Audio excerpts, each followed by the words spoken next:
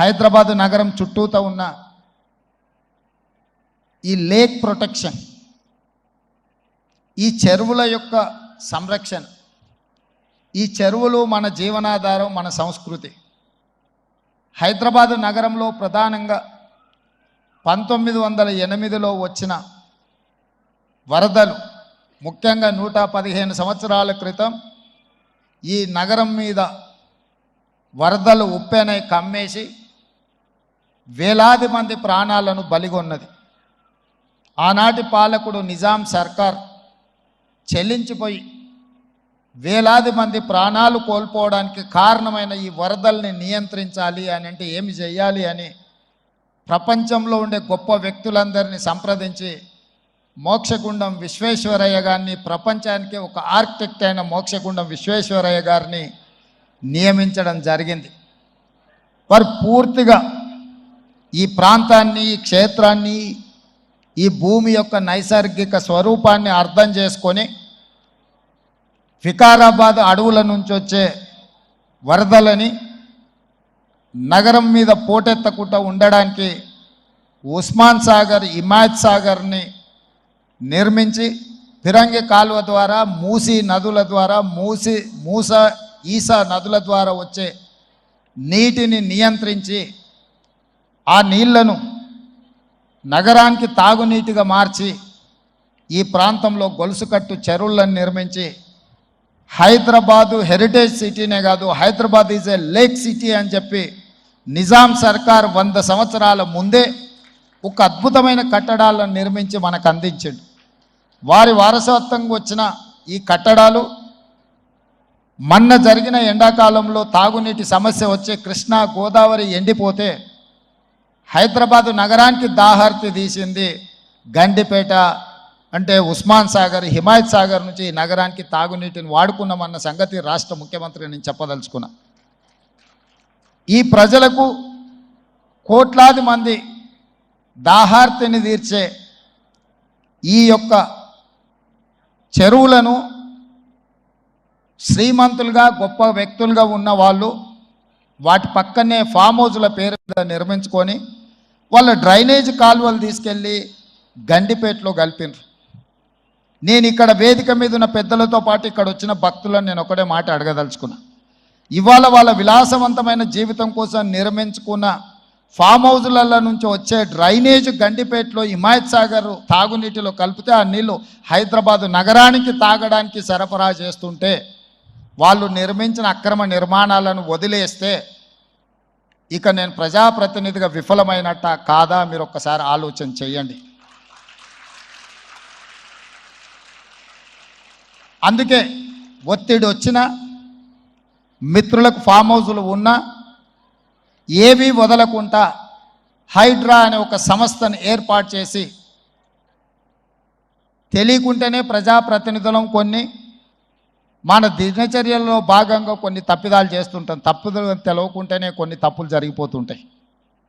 మరి ఆ ఖాతాను సవరించుకోవడానికి, ఆ బ్యాలెన్స్ షీట్ను సవరించుకోవడానికి తెలిసి కొన్ని మంచి పనులు చేయాలని నేను ప్రగాఢంగా విశ్వసిస్తున్నా, నమ్ముతున్నా.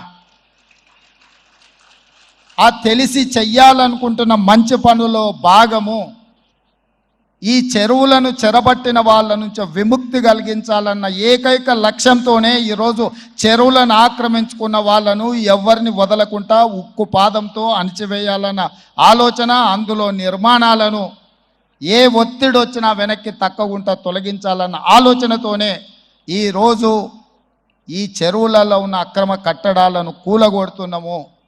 దీనికి స్ఫూర్తి భగవద్గీత అనే కురుక్షేత్ర యుద్ధ సందర్భంలో అర్జునుడు ఆయుధాలను కింద పడేసి రాజ్యం కోసం భీష్మ పితామహుడు, అదేవిధంగా కర్ణుడు, దుర్యోధనుడు, దుశ్శాసనుడు, నా సహోదరులందరూ ఆ పక్కన నించుంటే ఈ రాజ్యం కోసం వాళ్ళందరినీ సంహరించడం, వాళ్ళని సంహరించి రాజ్యాన్ని సాధించుకోవడం ద్వారా ఏమి ఉంటుంది, ఏం మనశ్శాంతి వస్తుంది అని చెప్పి అర్జునుడు యుద్ధతంత్రం నుంచి తప్పుకుంటా అన్నప్పుడు శ్రీకృష్ణ భగవానుడు బోధించిందే భగవద్గీత. చంపేదెవరు, చంపించేదెవరు, లోక కళ్యాణం కోసం నీ బాధ్యతను నెరవేర్చాల్సిందే, ధర్మం బ్రతకాలి, అధర్మం ఓడాలి అంటే నువ్వు యుద్ధం చెయ్యాల్సిందే అనే యుద్ధ నీతిని ఆ రోజు అర్జునుడికి బోధించింది శ్రీకృష్ణ భగవానుడు. ఇవాళ ఆ శ్రీకృష్ణ భగవానుడి బోధనానుసారమే ఈరోజు ఈ చెరువులను కాపాడే కార్యక్రమాన్ని నేను తీసుకుంటున్నా. నాకు తెలుసు ఈ చెరువులలో నిర్మాణమైన విలాసవంతమైన ఫామ్ హౌజులు ప్రభుత్వాన్ని ప్రభావితం చేయగలిగిన స్థానాలలో ఉన్న చాలామంది వ్యక్తులు ఉన్నారు. ప్రత్యక్షంగా ప్రభుత్వంలో భాగస్వాములు అయి ఉండొచ్చు, లేకపోతే ఈ సమాజం మీద బాగా ప్రభావితం చేయగలిగిన వ్యక్తులు ఉండొచ్చు. కానీ వాటన్నిటినీ నేను పట్టించుకోదలుచుకోలే. ఇది భవిష్యత్ తరాలకు, ఇది రాజకీయాలకు సంబంధం లేదు. నేను స్పష్టంగా చెప్పదలుచుకున్నా. రాజకీయాల కోసమో లేకపోతే రాజకీయ నాయకులను కొంతమందిని దృష్టిలో పెట్టుకొని చేపడుతున్న కార్యక్రమం కాదు ఇది. భవిష్యత్ తరాలకు, మన పిల్లలకు, వాళ్ళ పిల్లలకు వారసత్వంగా మనం అందించే సంపద ఈ సరస్సులు, ఈ నదులు, లేకపోతే ఈ రోజున్న ఈ చెరువులు. ఈ ప్రకృతి సంపదను మనం విధ్వంసం చేస్తే ప్రకృతి మన మీద కక్ష కడుతుంది. ప్రకృతి మన మీద ప్రకోపిస్తే మనం చెన్నైలో చూసినాం, అదేవిధంగా ఉత్తరాఖండ్లో చూసినాం, నిన్నగాక మొన్న వాయనాడు మనం కేరళలో చూసినాం. ఈరోజు ఇలాంటివన్నిటిని దృష్టిలో పెట్టుకున్నప్పుడు ఈ హైదరాబాదు నగరాన్ని రక్షించుకోవాల్సిన బాధ్యత మన అందరి మీద ఉన్నది. ఇది ఒక సుందరమైన నగరం. ఈ నగరానికి ఈ చెరువులే ఒక అందం. ఈ చెరువులను కాపాడే బాధ్యత ఈ ప్రభుత్వం తీసుకుంటుంది.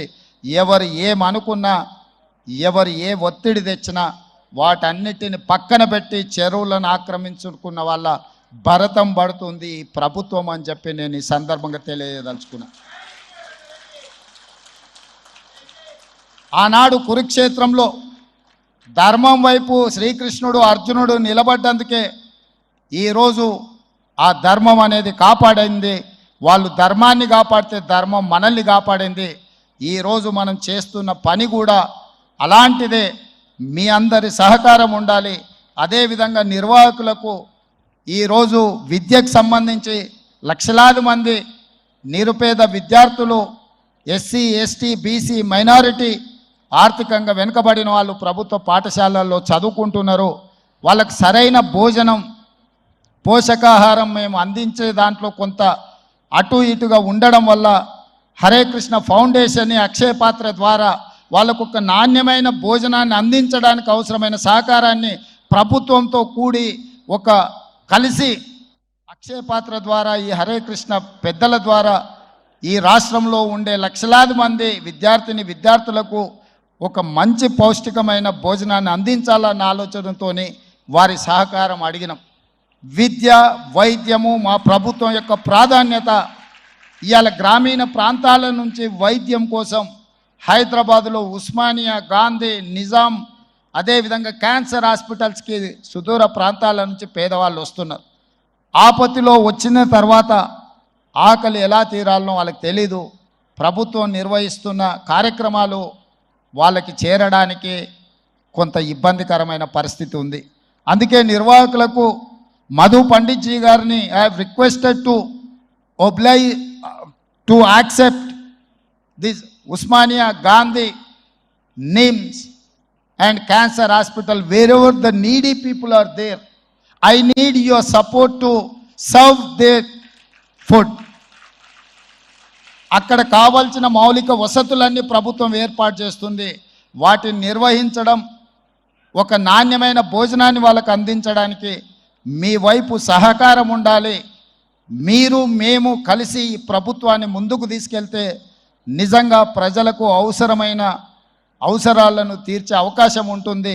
తప్పకుండా హరే రామ హరే కృష్ణ సంస్థ నుంచి చేపట్టే ప్రతి కార్యక్రమానికి మా ప్రభుత్వం వైపు నుంచి సంపూర్ణంగా మద్దతు ఉంటుంది. ప్రభుత్వం చేపట్టే పథకాలలో కూడా అవసరమైన దగ్గర మీ సహకారాన్ని మేము ఆశిస్తున్నాం. మీ సహకారం ఉంటే ఈ ప్రభుత్వం ఒక ఆదర్శమైన రాష్ట్రంగా తెలంగాణ రాష్ట్రాన్ని తీర్చిదిద్దుతుందని తెలియజేస్తూ మరొకసారి భక్తులకు, దాతలకు, నిర్వాహకులకు అభినందనలు తెలియజేస్తూ, దాతలు వీలైనంత మేరకు ఈ హరే కృష్ణ ఫౌండేషన్కి మీరు సహాయం అందిస్తే అది పేదలకు చేరుతుంది.